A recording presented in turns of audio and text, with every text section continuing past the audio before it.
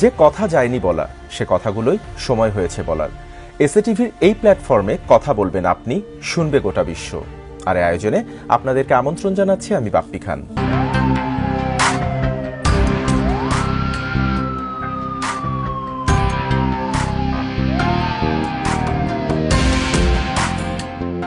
আজ আমাদের সাথে কথা বলার জন্য আমন্ত্রিত অতিথি হিসেবে স্টুডিওতে রয়েছেন একজন জনপ্রিয় ইসলামিক বক্তা মুফতি আলী হাসান ওসামা। আমরা তার মুখ থেকে শুনবো তার সাথে ঘটে যাওয়া বেশ কিছু হৃদয় বিদারক কথা। জনাব আলী হাসান ওসামা, আমি শুরুতেই আপনাকে স্বাগত জানাচ্ছি আমাদের স্টুডিওতে। কেমন আছেন? আলহামদুলিল্লাহ, আল্লাহ তাআলা ভালো রেখেছেন। ধন্যবাদ এসএ টিভি পরিবারকে। আমি শুরুতে আপনার কাছে যেটি জানতে চাই যে আপনার নামটি, আমি যেটি বলছিলাম মুফতি আলী হাসান ওসামা, এবং এই নামের জন্য আপনাকে বেশ বিড়ম্বনায় পড়তে হয়েছে বিগত সময়গুলোতে, সেটা যদি একটু সংক্ষেপে বলেন। আমরা গ্রেফতার হওয়ার পর থেকে জেল থেকে মুক্ত হওয়া পর্যন্ত প্রতিটা ধাপে ধাপে এমন কোনো জিজ্ঞাসাবাদ নেই যেখানে আমাকে নাম নিয়ে স্পেসিফিকভাবে প্রশ্ন করা হয়নি। বিশেষ করে সর্বশেষ যেদিন জেল থেকে মুক্ত হলাম সেদিন পর্যন্ত বারবার শুধু তারা জিজ্ঞেস করছিল যে আপনার নাম উসামা কেন।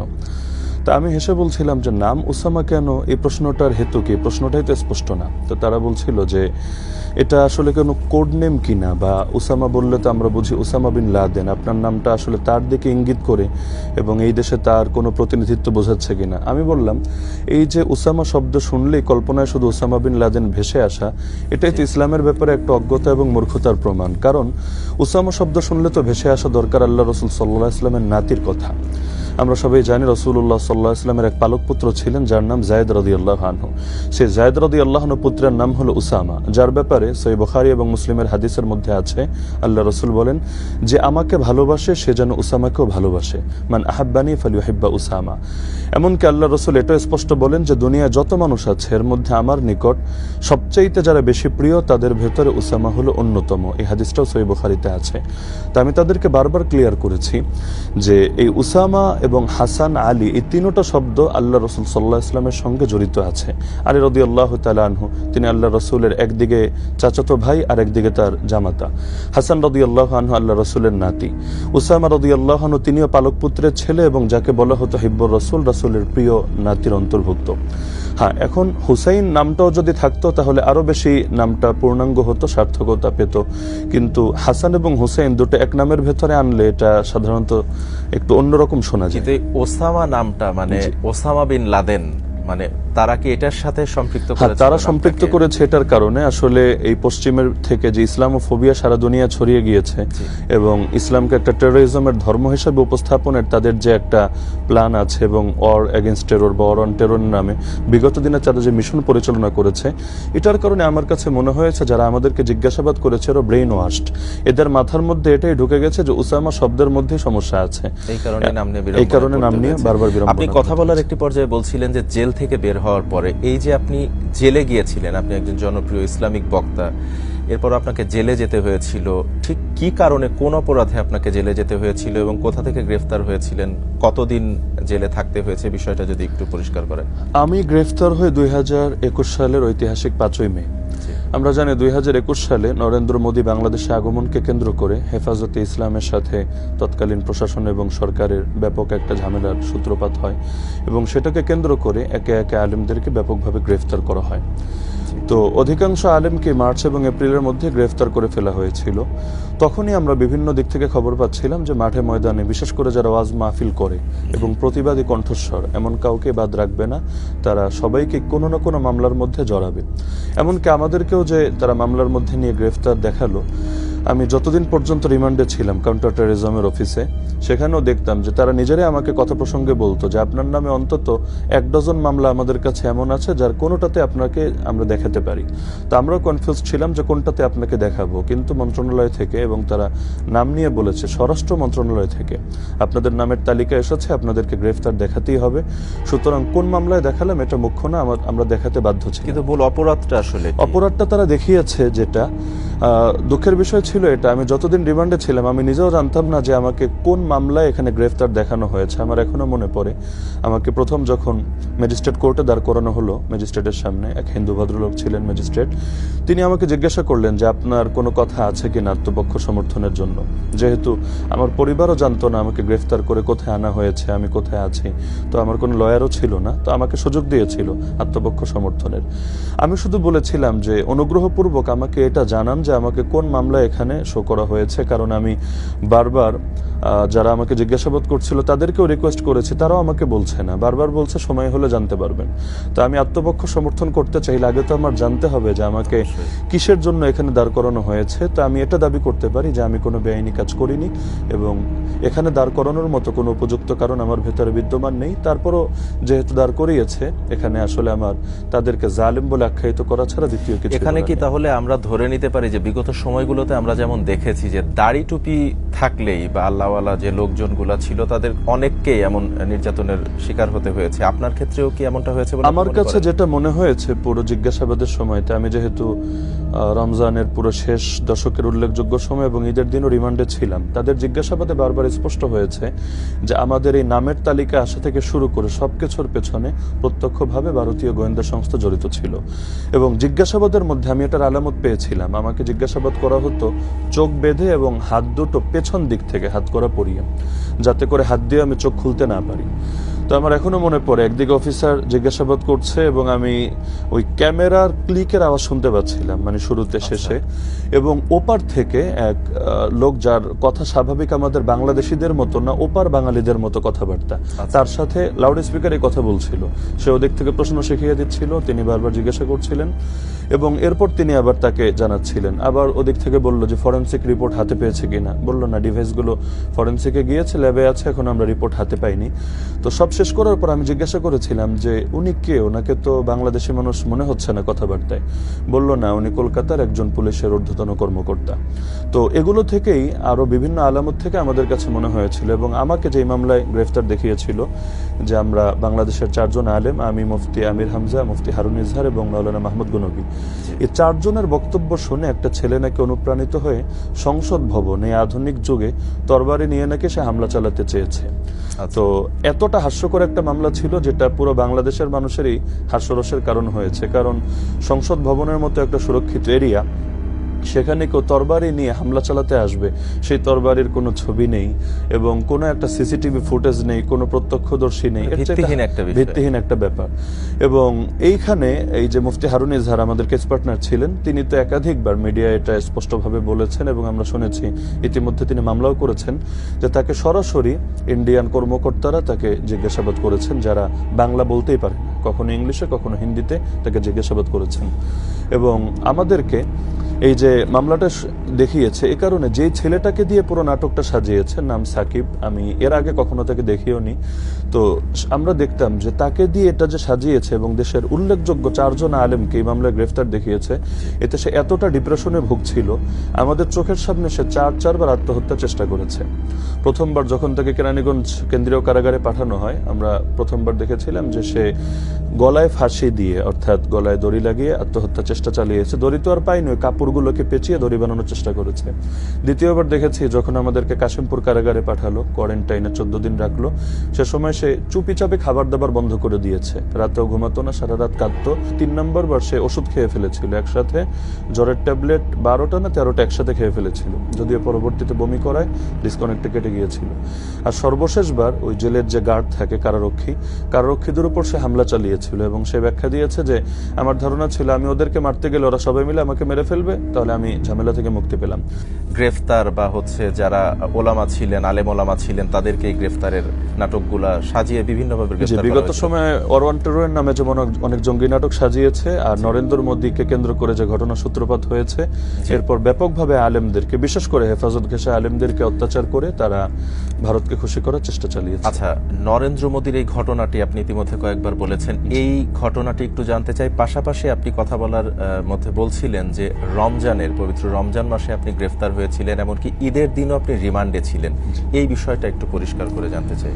নরেন্দ্র মোদীর বিষয়টা ছিল সে যখন বাংলাদেশে আসে তাকে আশাকে কেন্দ্র করে আলাদা করে কোনো কর্মসূচি ওলামায়ে কেরাম ঘোষণা করেননি, এবং তারা বারবার বলেছেন যে তাকে কেন্দ্র করে আমরা আলাদা কোনো কর্মসূচি দিব না। যদিও সরকারের কাছে দাবি ছিল এটাই যে গুজরাটের কসাই যে এখনো পর্যন্ত ক্ষমা চায়নি এবং ভুলও স্বীকার করেনি এত বিপুল পরিমাণ মুসলমানকে হত্যা, ধর্ষণ এবং নির্যাতনের জন্য, এবং পরবর্তীতে যে কাশ্মীরের স্বাধীনতা কেড়ে নিয়ে সেখানেও ব্যাপক জুলুম নির্যাতন চালিয়েছে, বাবরি মসজিদকে ভেঙে গুড়িয়ে দিয়েছে, এমন কোন চিহ্নিত অপরাধীকে আমরা আমাদের দেশে বিশেষ একটা দিনে 26শে মার্চের এই বিশেষ দিনে আমরা দেশের মধ্যে দেখতে চাই না।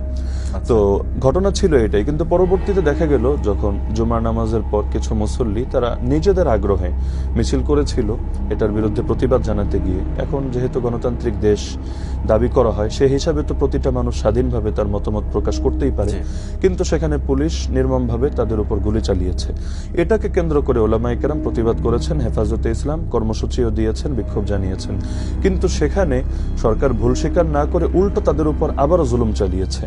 তো যে বিষয়টা অতি সহজে সমাধান করা যেত, আমাদের কাছে মনে হয়েছে ইচ্ছাকৃতভাবে সরকার এই আলেমদেরকে নির্যাতন করার জন্য উদ্দেশ্য প্রণোদিতভাবে এটা সাজিয়েছে। ঘটনাটা একটু জানতে চাই যে রমজানের মধ্যে, রমজানে সেই দিনটা ছিল 22 রমজান, দিবাগত রাত। আমি রাজবাড়ী বাজার কেন্দ্রীয় জামে মসজিদে তারাবি পড়াচ্ছিলাম। তো 26তম পারা সেদিন তারাবি পড়ালাম। নামাজ শেষ করে, নামাজের পর সামান্য তাফসির করতাম প্রতিদিন। তো তাফসির শেষ করে আমি মসজিদের এক গেট দিয়ে বের হয়ে বাসায় চলে গেলাম। যাওয়ার কিছুক্ষণ পরই মসজিদ থেকে আমাকে ফোন দিল, হুজুর আপনি তো এক পাশের গেট দিয়ে বের হয়েছেন, আর এক পাশের গেটে তো পুলিশের ফোর্স বিদ্যমান ছিল। কত সালের? এটা হলো 2021-এর 5ই মে, ঐতিহাসিক 5ই মে। তো তারা তো ইতিমধ্যে আপনার বাসার দিকে রওনা হয়েছে, তো আপনি সরে গেলে সেখান থেকে ভালো হয়। তো আমি বললাম না, আমি বাসা থেকে সরবো না, তারা আসলে এখানে আসবে। তো আমি ততক্ষণে নামাজ পড়িয়ে গিয়ে মাত্র খেতে বসেছি। এমন সময় বাসায় গিয়ে পুলিশের লোকেরা ঢুকলো। পুরো বাসা চারদিক থেকে এমন ভাবে ঘেরাও করে রেখেছিল, মনে হলো যেন কোনো বিশাল বড় আসামি ধরতে এসেছে। সেখান থেকে আমাকে নিয়ে আসলো পুলিশের এসপি অফিসে। তো আনার সময় আমাকে বলেছিল, আমার বাবা মা, আমার স্ত্রী, বাচ্চারা সবাই সেখানে ছিল, আমাকে বারবার বলছিল যে জাস্ট 10 মিনিটের জন্য আপনাকে নিয়ে যাচ্ছি।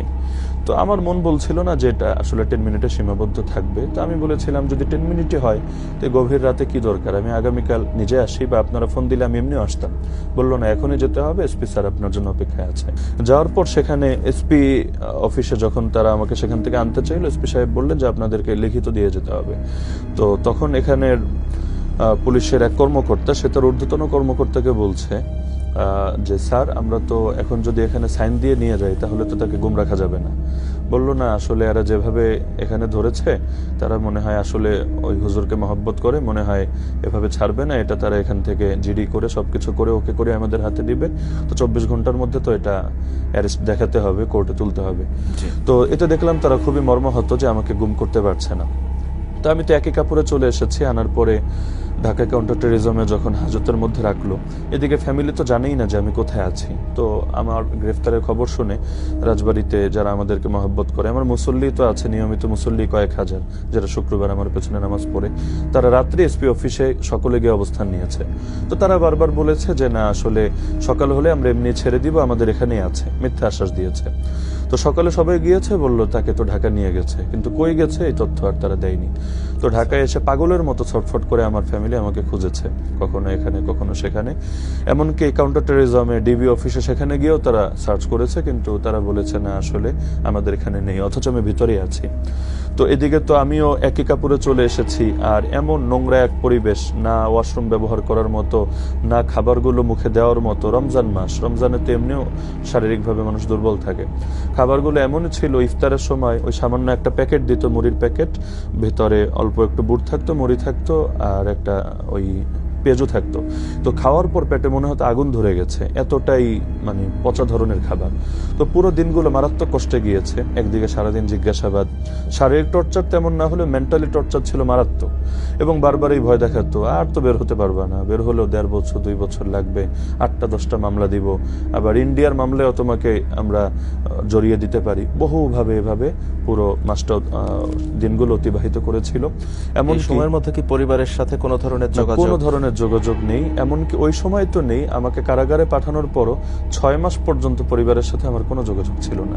প্রতিটা ক্ষেত্রে মানে মেন্টালি আমাদেরকে ভেঙে দেওয়ার জন্য আমাদেরকে বসতে বাধ্য করা হতো এই সামান্য কারারক্ষীদের সামনে।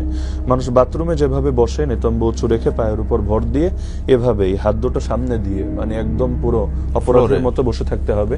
তারপর ঢোকার সময় এই পায়জামার ফিতা পর্যন্ত কেটে দিয়েছে, গামছা পর্যন্ত ছিঁড়ে 4 টুকরা করে 1 টুকরা হাতে দিয়ে দিয়েছে।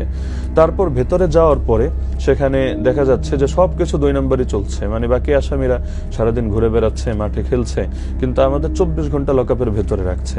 এখান থেকে বের হওয়ার কোনো সুযোগ নেই এবং পোশাকের কারণে, শুধুমাত্র পোশাকের কারণে। এবং আমরা বারবার এটা বলেছি, আমি অনেক অসুস্থ হয়ে গিয়েছিলাম, আমার হাতে ওই যে দাঁত হয়ে এখান থেকে রক্ত বের হতো। তাই আমি বারবার বলেছি, অন্যদেরকে নিয়মিত মেডিকেল যেতে পারছে, ট্রিটমেন্ট নিতে পারছে, আমি বারবার বলেছি একবার একটু ডাক্তারের কাছে নেন, আমার এটার জন্য কষ্ট হচ্ছে, কিন্তু তারা ডাক্তারের কাছে পর্যন্ত নেয়নি। চোখ ওই যে ওঠা যেটাকে বলে, আমার এক চোখে দেখাটা কষ্ট হয়ে যেত, কিন্তু বারবার অনুরোধ করার পরও তারা ডাক্তারের কাছে নেয়নি। বিশুদ্ধ পানির ব্যবস্থা পর্যন্ত ছিল না, ওই যেখানে বাথরুম করতাম সেখান থেকে নোংরা বোতল দিয়ে আমাদের পানি নিয়ে সেই পানি খেতে হতো। দর্শক বুঝতেই পারছেন কথা শুনে যে বিগত সময়গুলোতে শুধুমাত্র দাড়ি টুপি থাকার কারণে বা এই পোশাকের কারণে এই আল্লাহওয়ালা লোকদেরকে বা যারা আলেম ছিলেন তাদেরকে কি পরিমাণ নির্যাতনের শিকার হতে হয়েছে। আমরা আরো বেশ কিছু অজানা কথা শুনবো, তার আগে যাব ছোট্ট একটি বিরতিতে। কোথাও যাবেন না, থাকুন আমাদের সাথেই। দর্শক দেখছেন যে কথা যায়নি বলা, আমাদের সাথে কথা বলছিলেন মুফতি আলী হাসান ওসামা। আমরা বিরতিতে যাবার আগে আপনি বলছিলেন যে নির্মম যে বাস্তবতার চিত্রগুলোর কথা আপনি তুলে ধরেছিলেন। আপনার জীবনের প্রথম ঈদ, প্রথম রমজান শেষ দশকের যে সময়টা সেটি কাটলো জেলখানাতে, এবং ঈদের দিনটা, সেই দিনটা আসলে কিভাবে কেটেছিল এবং পরিবারের সাথে কোনো যোগাযোগ নেই। এর আগেও এমনটা কখনো হয়তো বা চিন্তাও করেননি যে এরকম একটা অবস্থার মধ্যে দিয়ে যেতে হবে, সেই অনুভূতিটা কেমন ছিল? এবং যে কোরবানির ঈদের দিন একে তো ব্যক্তিগতভাবেও আমি খুব মানসিকভাবে বিপর্যস্ত ছিলাম, পরিবারকে ছেড়ে দ্বিতীয়বারের মতো ঈদ করতে হচ্ছে আমাকে এই কারাগারের ভেতরে। প্রথমটা তো ছিল রিমান্ডের ভেতরে, এখন কারাগারের ভেতরে। তো সবচেয়ে বেশি চিন্তিত ছিলাম আমার বাবা মা, তারা যেহেতু আমি পরিবারের ছোট ছেলে, এতটা ভালোবাসতেন যে একটা দিনও খোঁজখবর না নিয়ে থাকতে পারতেন না, যেখানেই যাই যে অবস্থায় থাকে নিয়মিত আপডেট জানতেন। কিন্তু এখন না আমি তাদের আপডেট জানতে পারছি, না তারা আমার আপডেট জানতে পারছেন। তো এগুলোর কারণে মানসিকভাবে বিপর্যস্ত ছিলাম। ছোট দুইটা বাচ্চা, তাদের সাথে তো যোগাযোগ করতেই পারছিলাম না।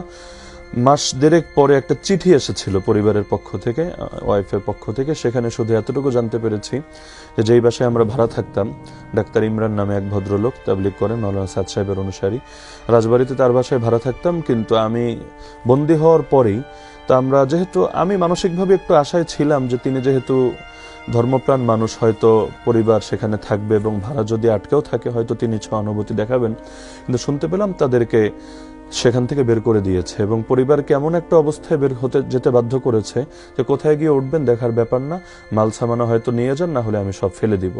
তো খুব দুরূহ একটা অবস্থার ভেতর তাদেরকে পড়ে থাকতে হয়েছে। কিন্তু চিঠি পাওয়ার পর চিঠির রিপ্লাইটা যে দেব সেই সুযোগটা আমার জন্য ছিল না। তো এটা আসলে খুবই একটা বেদনাদায়ক। স্ত্রী লিখেছিলেন আপনাকে? জি, স্ত্রী লিখেছিলেন এবং তিনি এতটুকু সান্ত্বনা দিয়েছিলেন যে আমি এখন সেখান থেকে মাল সামানাগুলো অন্য বাসায় উঠিয়ে আমি বাবার বাড়ি চলে এসেছি এবং একটা মাদ্রাসায় আমি এখন খেদমত করছি, ছাত্রীদেরকে পড়াচ্ছি। তো একদিকে পিঠে পিঠে দুটো বাচ্চা, একটা 6 মাসের আর একটা 1.5 বছরের, তাদেরকে প্রতিপালন করা, তার মধ্যে আবার মাদ্রাসায় শিক্ষকতা করা তার জন্য সহজ ছিল না। কিন্তু আমি যে আমার অনুভূতিটা জানাবো এই সুযোগটা আমার দিক থেকে ছিল না। এবং পরিবারের উপার্জনক্ষম ব্যক্তি তো আপনিই ছিলেন। হ্যাঁ, এছাড়া সেই ক্ষেত্রে তখন আসলে কি অবস্থার মধ্যে দিয়ে তাদেরকে খুবই করুণভাবে আসলে দিন কাটাতে হয়েছে। কারণ আমি যেহেতু নিজে উপার্জন করতাম, তো আমি এদিকে বন্দী, আর ওদিকে আমার বাবা তিনি কিছুটা সাপোর্ট করতে চেয়েছিলেন, কিন্তু স্ত্রী বারবার বলছিলেন যে না, আমাদের দরকার নেই, আলহামদুলিল্লাহ, আপনি যদি না দেন এটা আমাদের জন্য ভালো হবে। তো বারবার দিতে চাইলেও তিনি শুধু এড়িয়ে যেতেন এবং তিনি বোঝাতেন না মাদ্রাসা থেকে যা পাচ্ছি তা দিয়ে আলহামদুলিল্লাহ আমার চলে যাবে। তো বাবা যেহেতু মামলা চালাতে গিয়েও বিপুল পরিমাণ অর্থ তাকে ব্যয় করতে হয়েছিল সে সময়, এবং তিনি মানসিকভাবে অনেকটা বিপর্যস্ত ছিলেন। কয়েকবার তাকে এমন অবস্থা হয়েছে অনেকে ভেবেছে তিনি বাঁচবেন কিনা। কারণ সবচাইতে বেশি ঝামেলা হতো যেটা, যে তিনি কোনো দুয়ারে দৌড়ে দৌড়েও দেখা যেত সেখান থেকে আশ্বাস পাচ্ছেন না। আমাকে পরবর্তীতে শুনিয়েছেন যে বার কাউন্সিলের সভাপতি ছিলেন আওয়ামী লীগেরই এক কর্মী, তিনি বড় আশা নিয়ে তার কাছে গিয়েছিলেন, শুনতে পেয়েছিলেন যেহেতু দলীয় লোক, তিনি দাঁড়ালেই যে কোনো মামলা সহজে জামিন হয়ে যায়। তো তিনি গিয়ে বলেছিলেন যে যত টাকা লাগুক আমি যে কোনোভাবে হোক কষ্ট করে হলে আমি ব্যবস্থা করব, কিন্তু আপনি আমার ছেলের মামলাটা দেখেন। তো তখন বলেছিল কি মামলা? তো কাগজপত্র দেখার পর বলেছিল যে যদি ধর্ষণ মামলা নিয়ে আসতো, যদি 100টা ধর্ষণও করতো অথবা এক ট্রাক মদ নিয়েও ধরা খেত, আমি এটা একদিনে ছাড়িয়ে দিতে পারতাম, আমি যাওয়া লাগবে না, আমি যদি আমার পিএসকে পাঠিয়ে দিই, অধীনস্থ কাউকে পাঠিয়ে দিই, ব্যাস মামলা এটা সমাধান হয়ে যাবে। কিন্তু যে মামলা নিয়ে এসেছেন আমরা কিছুতেই মামলা নিয়ে দাঁড়াতে পারবো না, এটা নিয়ে দাঁড়ালে আমার দলীয়ভাবে ঝামেলা হবে।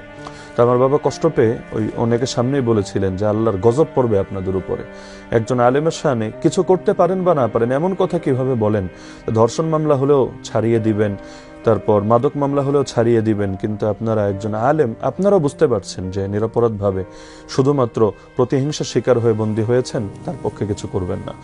তো আমাদেরকে ওই অনশন করতে হয়েছিল সেদিন যে আমরা ঈদের দিনও কোনো কিছু খাবো না যদি না আমাদেরকে ঈদের নামাজ একসাথে পড়তে দেন, সবাইকে দেখা সাক্ষাৎ করতে দেন। অবশেষে দীর্ঘ আন্দোলনের পর তারা আমাদেরকে এতটুকু অনুমতি দিয়েছে।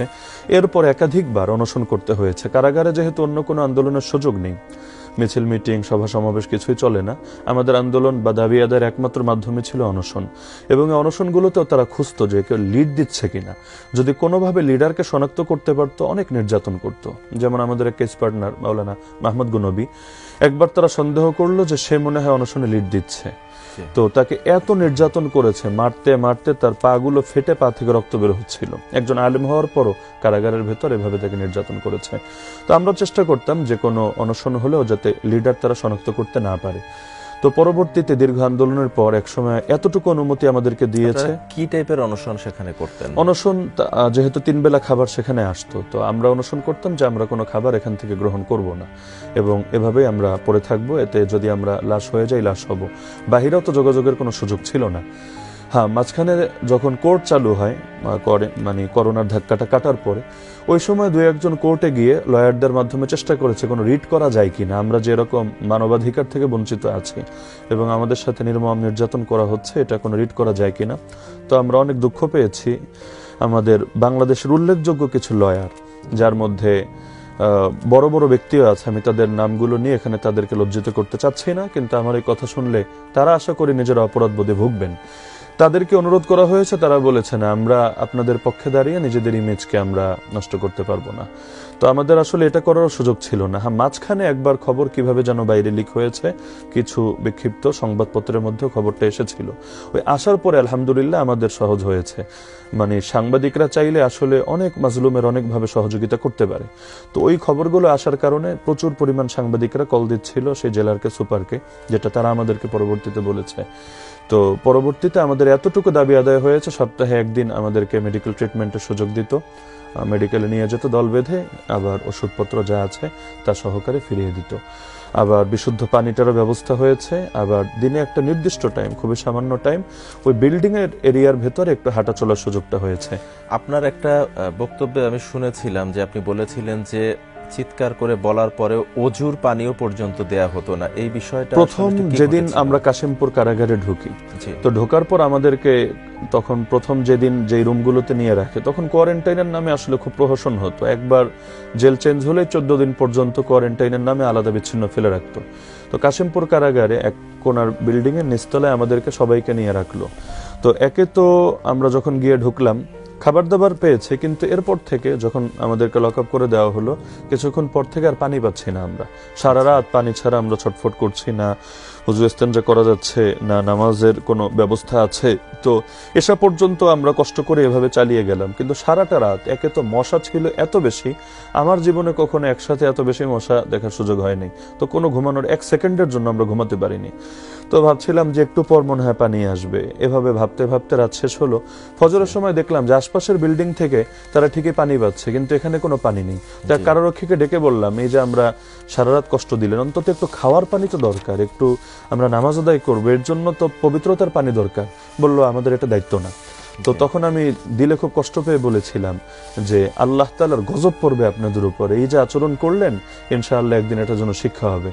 তো এই কথাটাকেও তারা আরো মাইন্ডে নিয়েছে এবং অন্যদের কাছে খারাপভাবে উপস্থাপন করেছে।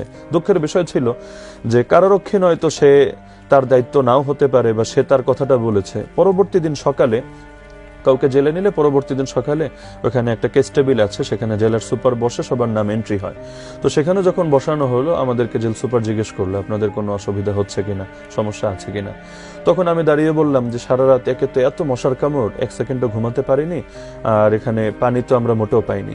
আমাদেরকে সান্ত্বনা তো দিলই না, উল্টো টিটকারি মেরে বলল যে মশার কামড় খেলে তো ভালো, তাহলে না ঘুম হলে সারা রাত তাহাজ্জুদ পড়বেন, জিকির করবেন, আপনাদের মোল্লাদের জন্য তো এটাই অনেক বড় পাওয়া, তাহলে আপনাদের এটা নিয়ে বলার কি দরকার আছে। তবে এতটুকু তিনি করেছেন, ওই জায়গাটা পরিবর্তন করে অন্য জায়গায় দিয়েছেন যেখানে অন্তত পানিটা পেয়েছি। তো মশার সমাধান না হলেও পানিটা পাওয়াই আমাদের জন্য বিরাট কিছু ছিল। তো মাঝে মাঝে মানে অবাক লাগছিল যে আবু গারিব, গুয়ান্তানামো, কারাগারের ইতিহাসগুলো বইয়ে পড়তাম আগে, কিন্তু এর কিছু নমুনা দেখার সুযোগ এই বাংলাদেশে আধুনিক যুগে এসে আমাদেরকে হয়েছে, যেটা আমার কাছে মনে হয় যে সকল ধরনের সভ্যতার গণ্ডি অতিক্রম করে এই ফ্যাসিবাদীদের চূড়ান্ত অসভ্যতার একটা রূপ জাতির সামনে স্পষ্ট করেছে। আপনাকে কতদিন এই জেল জীবন পার করতে হয়েছে? প্রায় 1 বছর। 22 রমজান গ্রেফতার হলাম, পরবর্তী বছরের 1 রমজান জেল থেকে বের হয়ে কাশিমপুর গেইটে ইফতার করলাম, প্রায় 1 বছর। অর্থাৎ 1 রমজানে গ্রেফতার হয়ে পরের রমজানে আপনি মুক্ত হয়েছেন। আচ্ছা, এই যে আপনার এই দীর্ঘ যে সময়টা, এই সময়টার মধ্যে প্রতিটা দিনই আপনার নিশ্চয়ই জীবনের সবচেয়ে খারাপ মুহূর্তগুলো কেটেছে, পরিবারের কথা মনে হয়েছে, সেখানে অনেক নির্যাতনের শিকার হয়েছেন। এর মধ্যেও কি উল্লেখযোগ্য কোনো বিশেষ দিনের কথা মনে পড়ে যেটি এখনো মনে দাগ কেটে আছে বা আপনাকে এখনো কাদায় ভেতরে?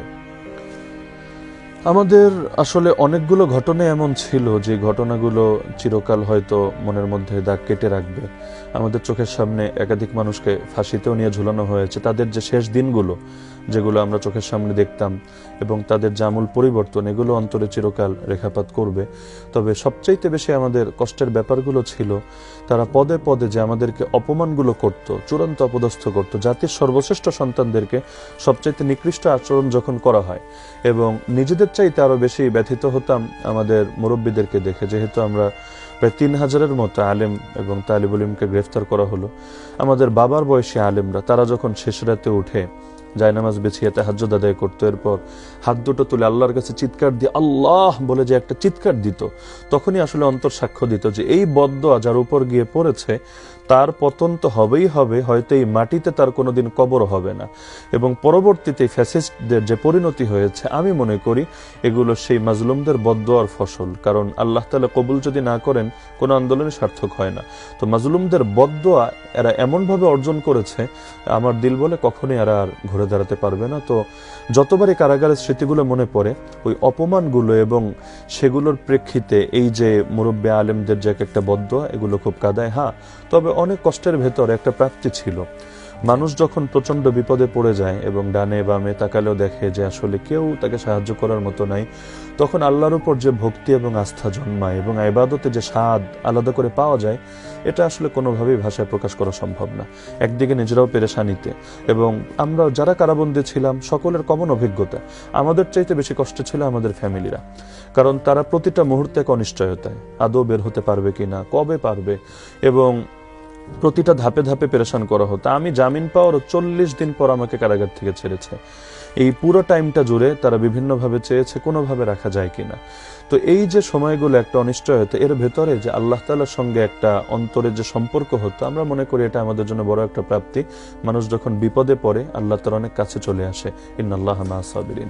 সরকারের বিরুদ্ধে কথা বলার জন্য আপনাকে সম্ভবত একবার ওয়ার্নিং দেওয়া হয়েছিল, সন্দ্বীপে কোনো একটা মাহফিলে সম্ভবত একটা কোনো ঘটনা ঘটেছিল, সেই বিষয়টা যদি একটু পরিষ্কার করে বলেন। আমাদেরকে যখন কারাগার থেকেও ছাড়া হয়, ওই সময় স্পেসিফিক ভাবে এই শর্তটা আরোপ করে দিয়েছে যে আপনারা বাহিরে গিয়ে সরকার বিরোধী কোনো বক্তব্য দেবেন না। আমি ক্লিয়ার ভাবে জানতে চেয়েছিলাম যে শব্দটা কি সরকার বিরোধী হবে না রাষ্ট্রবিরোধী হবে, কারণ রাষ্ট্রবিরোধী বক্তব্য দেওয়া এটা যে কোনো দেশের দৃষ্টিতে সবচাইতে বড় অপরাধ হবে, সন্দেহ নাই। তো সরকার বিরোধী বক্তব্য দেওয়াই তো গণতন্ত্রের সৌন্দর্য। সরকারের সমালোচনা যদি না করা যায় তাহলে গণতন্ত্র দাবি করার তো অর্থ থাকে না। কিন্তু বলেছিল হুজুর এত যুক্তিতর্ক দিয়ে হবে না, যেটা আদেশ ছিল সেটাই আপনাকে বললাম, সরকার বিরোধী কোনো বক্তব্য দিতে পারবেন না। কিন্তু আমি সর্বপ্রথম এসে বাইরে আমাদের উপর যে জুলুমগুলো হয়েছিল পাবলিক প্লেসে, বিশেষ করে ওয়াজ মাহফিলে, সবগুলো আমি বলে দেওয়ার চেষ্টা করেছি।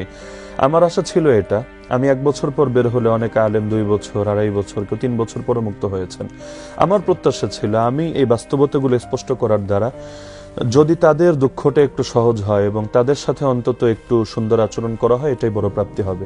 এগুলোর কারণে বের হওয়ার পর আমি আবার রোশনালে পড়ে যাই এবং বারবার আমাকে বিভিন্নভাবে হয়রানি করা হয়। মানে আপনি টার্গেটে ছিলেন? টার্গেটে ছিলাম। মৌলভীবাজার, আমার বাড়ি সিলেটে, আমাদের বিভাগের একটা জেলায় হলো মৌলভীবাজার। এই পুরো জেলায় আমি কোনো মাহফিলে অংশগ্রহণ করতে পারতাম না। দিনাজপুর গোরে শহীদ একটা ময়দান আছে, বিশাল মাঠ, এখানে লক্ষ লক্ষ মানুষ ঈদের নামাজ আদায় করে। সেখানে সব ওলামায়ে কেরাম মিলে মাহফিলের আয়োজন করেছেন। সেখানেও তারা বলেছে যে খবরদার আলী হাসান ওসামা আসলে মাহফিলে হবে না, আর তাকে মাইনাস করে যাকে এনেই করেন মাহফিল করতে সমস্যা হবে না। রংপুর বিভাগে সবচাইতে বড় নামি দামি প্রতিষ্ঠান জুম্মাপাড়া মাদ্রাসা, সেখানে মাহফিলে দাওয়াত ছিল। আমি ঢাকা থেকে ফ্লাই করে সৈয়দপুর এয়ারপোর্টে গিয়ে নামলাম। পুরো এয়ারপোর্ট পুলিশ ঘেরাও করে ফেলেছিল। তাদের বক্তব্য ছিল যদি এক পা বাইরে দেন আপনাকে গ্রেফতার করা হবে। আমি বললাম এটা কেমন কথা, আমি মেহমান হয়ে এসেছি, দাওয়াতে এসেছি, হ্যাঁ আপনারা কোনো শর্ত দিতে পারেন কিন্তু বের হলে গ্রেফতার করবেন, এটা আসলে কোন আইনের নজরে পড়ে। বললো এত কথা চলবে না, নিজের টাকায় টিকিট কেটে আবার ঢাকায় ব্যাক করেন। তো ঢাকায় ব্যাক করে যখন আমি এয়ারপোর্ট অতিক্রম করেছি, ওই অতিক্রম করার সময় এক পুলিশ জিজ্ঞাসা করে ওদিকে তথ্য জানিয়েছে, এরপর নাকি তারা সৈয়দপুর এয়ারপোর্ট থেকে ছড়েছে। তো সন্দ্বীপ যাওয়ার পর যেটা হলো, সন্দ্বীপ ওই একটা মাদ্রাসার মাহফিল ছিল, আগেও আমি গিয়েছি, এর আগেও 2 বছর সেখানে গিয়েছি। তো যেই বছর ঝামেলা হলো, সেখানে মাহফিলে সব স্বাভাবিকভাবেই চলছিল, আমি স্টেজে উঠলাম, বয়ান চলছে, হঠাৎ করে মাদ্রাসার প্রিন্সিপাল আমাকে এসে বয়ানের ভেতরে, মুক্ত হওয়ার পরে এই সবগুলো মুক্ত হওয়ার পরে, তো আমাকে কানে কানে বলছিল, আমি কোনো লিস্টেড আসামি মানে নিষিদ্ধ বক্তার ভেতরে ছিলাম না। তারা বিভিন্ন সময় বক্তাদের একটা তালিকা প্রকাশ করেছে, প্রথমে 10 জন, পরে 19, পরে 29, সর্বশেষ 33। এটা কারা করেছে? এটা সরকারিভাবে আলাদা করে পরিপত্র জারি করেছে বলে আমার জানা নেই, কিন্তু থানাগুলোতে এই লিস্টটা দেয়া থাকতো এবং মাহফিলের পারমিশন নিতে তারা বাধ্য করতো। এই পারমিশনের জন্য মানে সিন্ডিকেট এমনভাবে সাজিয়েছে, দলীয় লোকদের সাহায্য নিতে হতো এবং তাদের মাধ্যমে প্রশাসন থেকে ক্লিয়ারেন্স নিতে হতো। তো প্রশাসনের কাছে গেলে তার ওই তালিকাটা বের করতো। তো এটা অবশ্যই তাদের কাছে পৌঁছানো হয়েছে, না হলে সারা দেশে তো একই তালিকা থাকার কথা না। ওই তালিকার ভেতরে আমার নাম ছিল না, এছাড়া মাহফিল করা সম্ভব ছিল না। হ্যাঁ না, এছাড়া বেশিরভাগ জায়গায় মাহফিল করতে দেওয়া হতো না। হ্যাঁ, কখনো যদি কোনো জায়গায় আলেমরা খুব পাওয়ারফুল হয় সেখানে হয়তো তারা আদায় করে নিত জোর করে, কিন্তু নর্মালি করতে দিত না। তো আমার উপর মাহফিল করা নিয়ে কোনো নিষেধাজ্ঞা ছিল না, থাকলে এটা যৌক্তিক ছিল, কিন্তু কোনো নিষেধাজ্ঞা লিখিতভাবে অলিখিতভাবে আমার জানার মতে ছিল না। সন্দ্বীপের এই পুরো ঘটনাটা আপনার কাছ থেকে জানবো, তার আগে যাব ছোট্ট আরেকটি বিরতিতে। সুপ্রিয় দর্শক, কথা বলার এ পর্যায়ে সময় হলো আরেকটি বিরতিতে যাবার। ফিরে এসে শুনবো আরো অনেক অজানা কথা। কোথাও যাবেন না, থাকুন আমাদের সাথেই। দর্শক, আরো একবার স্বাগত জানাচ্ছি। আপনারা দেখছেন যে কথা যায়নি বলা। আমাদের সাথে কথা বলছিলেন মুফতি আলী হাসান ওসামা। বিরতিতে যাবার আগে আপনি যেটি বলছিলেন যে সম্ভবত একটি ঘটনা ঘটেছিল আপনার সাথে সন্দ্বীপে, সেই ঘটনাটার বর্ণনা আপনার মুখে শুনতে চাচ্ছিলাম। যে সন্দ্বীপে মাহফিলের যে ঘটনাটা হয়েছে, স্বাভাবিকভাবে মাহফিল চলছিল, আমিও বক্তৃতা করছিলাম। প্রায় 40 থেকে 45 মিনিট যাওয়ার পরে মাদ্রাসার প্রিন্সিপাল সাহেব কানে কানে এসে বললেন যে কয়েক গাড়ি পুলিশ এসেছে এবং তারা বলাবলি করছে যে আপনাকে নাকি গ্রেফতার করবে, এবং এটা কয়েকজন সেখান থেকে শুনে এসে আমাকে জানিয়েছে। তো আপনি বক্তৃতা এখনই শেষ করে দিয়ে নিরাপদে এখান থেকে মনে হয় সরে গেলে ভালো হয়। তো পুরো পরিস্থিতির জন্য কেউ মানসিকভাবে প্রস্তুত ছিলাম না, আর আগ থেকে যেহেতু কোনো ওয়ার্নিংও নাই, কোনো ধরনের মানসিক প্রস্তুতিও ছিল না। তো তারপর আমি তিনি বলার কারণে 2 মিনিটের ভেতরে কথা গুছিয়ে দোয়া করে শেষ করে দিলাম। কিন্তু সন্দ্বীপ তো একটা বিচ্ছিন্ন দ্বীপ, এখান থেকে চাইলেও তো মূল শহরে ব্যাক করা যায় না, বা এখান থেকে ঢাকায় যদি আসতে চাই, চিটাগাংও যেতে চাই, দিন ছাড়া আসলে ফেরাটা সম্ভব না। তো আমি সেখানে বক্তৃতা শেষ করে প্রথমে মাদ্রাসায় গেলাম, কিন্তু বুঝলাম যে মাদ্রাসার ভেতরে এখন থাকাটা নিরাপদ না। ইতিমধ্যে মানুষও খুব পেরেশান হয়ে গেছে এবং তারাও নাকি গ্রেফতার করার জন্য মাদ্রাসার কাছাকাছি চলে আসছে। তো আমি মাদ্রাসা থেকে বের হয়ে একাকেই সরে গেলাম। তো একজন মানুষ, আমি তাকে চিনি না, স্থানীয় হবে, তিনি বললেন হুজুর তাহলে আমার মোটরসাইকেলে ওঠেন, তারপর আমরা আল্লাহ যেখানে কপালে রেখেছে যাই, দেখি কোথায় যাওয়া যায়। তাহলে তার মোটরসাইকেলে উঠলাম, উঠে দেখলাম না তিনি খুব একটা ভালো চালাতে পারছেন না। তো আমি বললাম ঠিক আছে আপনি পেছনে বসেন, আমি সামনে বসি। শীতের রাত, আমি চিনি না এমন একটা জায়গা, সেখানে সেই জঙ্গলের ভেতর দিয়ে কোত্থেকে যেতে যেতে এভাবে রাতের বড় একটা অংশ শুধু ঘুরছিলাম। ঠান্ডায় হাত পা একদম পুরো অবশ হয়ে আসছিল, তবু কোথায় যাব, কোথায় গিয়ে উঠবো, আবার যোগাযোগও করা যাচ্ছিল না যে আসলে পরবর্তীতে কি হবে না হবে, আর সকাল ছাড়া ফিরতেও পারছিলাম না। তো এভাবে সারাটা রাত বড় একটা অংশই ঘুরে ঘুরে কাটাতে হয়েছে। অবশেষে একটা মাদ্রাসায় গিয়ে আমরা সেখানে আশ্রয় নিলাম এবং রাতের বাকি অংশ থেকে সকালবেলা বের করলাম। তো এরকম ঘটনা শুধু সন্দ্বীপে হয়েছিল এমন না, নিয়মিত আমাদেরকে পেরেশান করা হতো অযথা। আমার মাদ্রাসা ছিল রাজবাড়িতে, সেটা বন্ধ করে দেওয়া হয়েছিল। মাদ্রাসা সরাসরি বন্ধ করেনি, কিন্তু আমাদের মাহফিল আমরা একটা ঘোষণা দিয়েছিলাম এবং সব নিয়মকানুন অনুসরণ করি। মাহফিলে পোস্টার লাগানোর পর আমাদেরকে বলে দিল যে না, আপনি কোনো মাহফিল করতে পারবেন না, যদি বেশি ঝামেলা করেন মাদ্রাসায় চালাতে দেব না। আমি জুম্মা পড়াতাম রাজবাড়ী বাজার কেন্দ্রীয় জামে মসজিদে, 1 বছর পর্যন্ত আমি জুম্মা পড়াতে যেতে পারিনি। তারা বলেছে আসলেই গ্রেফতার করে ফেলবে। আমি বলেছি কি মানে রিজনটা, অপরাধটা কি? কোনো একটা কারণ সুনির্দিষ্টভাবে আমাকে বলেন, অপরাধটা চিহ্নিত করেন। কিন্তু কোনো জবাব নেই তাদের কাছে, খালি সবার একই কথা, উপরের আদেশ উপরের আদেশ। তা আমরা মাঝে মাঝে বলতাম দুঃখ করে যে উপর কি শুধু আপনাদেরই আছে, আমাদের উপর নাই? আপনাদের উপরের আদেশ যদি হয় আমাদের হক কথা বলা বন্ধ করা, আমাদের জবানে তালা লাগানো, তাহলে আসল উপরওয়ালা যিনি তার পক্ষ থেকেও তো আমাদেরকে নির্দেশ দেওয়া আছে, আমাদেরকে হক বলতে হবে। তো সরকারের রক্তচক্ষু উপেক্ষা করে আলহামদুলিল্লাহ তারপর আল্লাহ তাআলা বলার তৌফিক দিয়েছেন।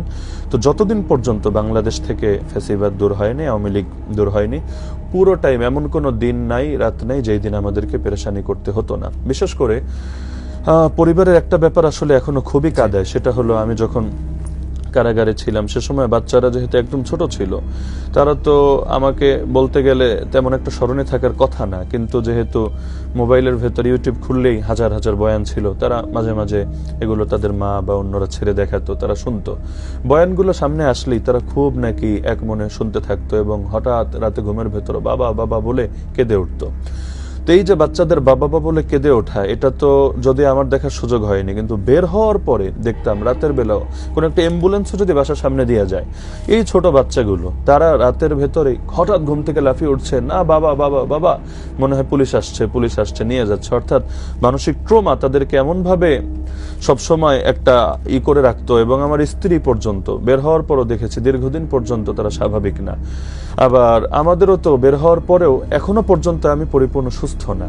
বের হওয়ার পর তো লম্বা একটা সময় পর্যন্ত মাথায় ঠিকভাবে কাজ দিত না। আমরা জেলের ভেতরে দেখতাম জানা জিনিসগুলো ভুলে যাচ্ছি, কারণ আমি এখনো জানি না, স্পষ্ট না।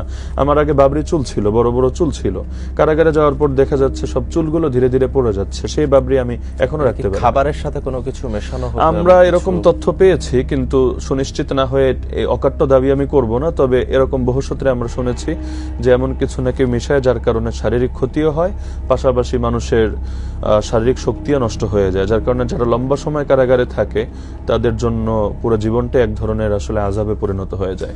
এই যে কোনো অপরাধ না করেও বা রাষ্ট্রদ্রোহী কোনো অপরাধ না করেও আপনাকে যে দীর্ঘ প্রায় 1 বছর জেল জীবন পার করতে হয়েছে, মাঝে শুধু একটি চিঠি পেয়েছেন আপনার স্ত্রীর, যেটি আপনি বলছিলেন, বের হবার পরে এমন কি জানতে পেরেছিলেন যে পরিবার আসলে ওই দীর্ঘ সময়টা আসলে কি অবস্থার মধ্যে দিয়ে গেছে এবং আসলে তাদের সাথে কি হয়েছে? কারাগারের শেষের দিকে একেবারে বের হওয়ার 3-4 মাস আগে ফোন করার সুযোগ আমি পেয়েছিলাম, তাও সরাসরি দেয়নি, আমাদের কয়েকজনের নামে আলাদা নিষেধাজ্ঞা দিয়ে রেখেছিল, তারা কোনোভাবেই ফোন করার সুযোগ পাবে না, সাপ্তাহিক যে 10 মিনিট করে দেওয়া হয়।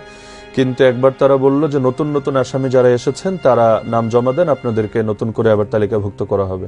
ওই সময় যদিও এটা মানে চিন্তা করলাম যে কোনোভাবে সুযোগ না পাওয়ার চাইতে অন্তত এভাবে ট্রাই করে দেখি সুযোগ পাওয়া যায় কিনা, তখন নথিভুক্ত হওয়ার সুযোগ হয়েছিল। তো ওই সময় ফ্যামিলি যেটা করতো আসলে দুঃখের কথাগুলো জানাতো না, কিন্তু বের হওয়ার পর পুরো হালতটা জানতে পারলাম। সবচাইতে বেশি যেটা জানতে পেরেছি যে আমি যাওয়ার পর পুরো টাইম জুড়েই অল্প কিছুদিন বাদে আমার 2 ছেলে নিয়মিত অসুস্থ হয়েই থাকতো। দেখা যাচ্ছে কখনো দুজনই অসুস্থ, কখনো একজন সুস্থ হচ্ছে আর একজন অসুস্থ হচ্ছে।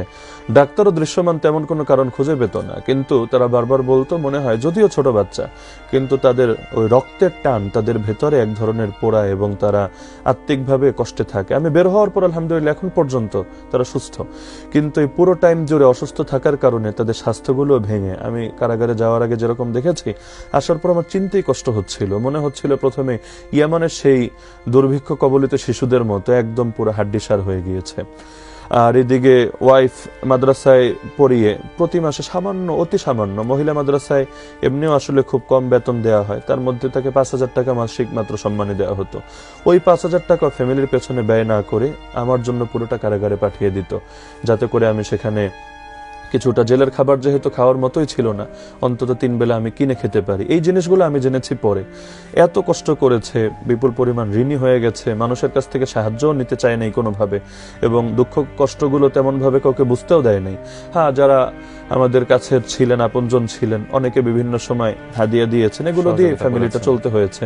কিন্তু বাকি দেখা যেত সেই কষ্টের উপার্জনগুলো, এই ছোট 2টা বাচ্চা অসুস্থ, কিন্তু উপার্জনের টাকাগুলো বেশিরভাগ সময় আমাদেরকে কারাগারে পাঠিয়ে দিত। এত ছোট 2টা বাচ্চাকে রেখে তাদের সামনে থেকে আপনাকে নিয়ে যাওয়া হলো, 10 মিনিটের কথা বলে 1টা বছর পার হয়ে গেল।